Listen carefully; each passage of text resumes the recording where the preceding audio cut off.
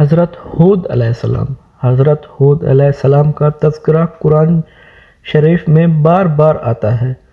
سورۃ الاعراف، سورۃ الہود، سورۃ الحشر وغیرہ میں اس کی تفصیل موجود ہے۔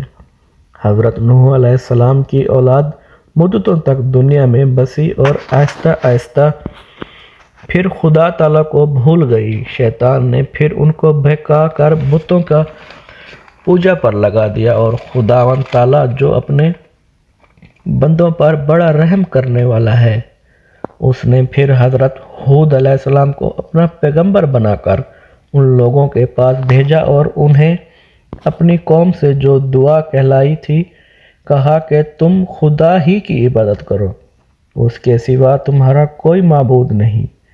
میں نے تم سے اسی وقت نصیحت کے بدلے کوئی مزدوری یا اجرت نہیں مانگا، مجھے اس کا بدلہ تو وہ دے گا جس نے مجھے پیدا کیا، اور اے میری قوم، تم اپنے رب سے بخشش مانگو اور اس سے توبہ کرو، وہ تمہارے لیے مینا بسائے گا جس سے تمہارے کھیت اور باغات اچھے ہوں گے اور تمہاری طاقت بڑھا دے گا۔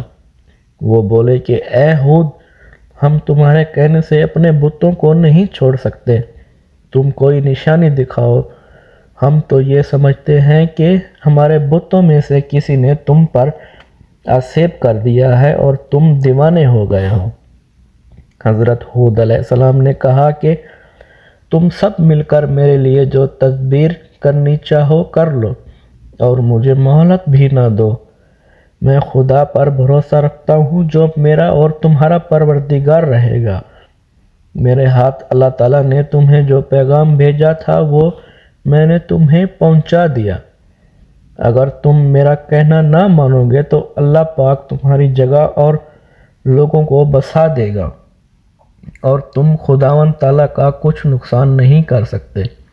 اس پر ان کی قوم نے کہا کہ روز تم ہمیں خدا کے عذاب سے ڈراتے ہو، جا اپنے خدا سے کہہ کہ ہم پر عذاب نازل کر دے اور اس میں ہرگز دیر نہ کرے۔ حضرت ہود علیہ السلام پر جو ایمان لائے تھے وہ غریب اور کمزور تھے، جو کافر تھے وہ مالدار اور سردار تھے۔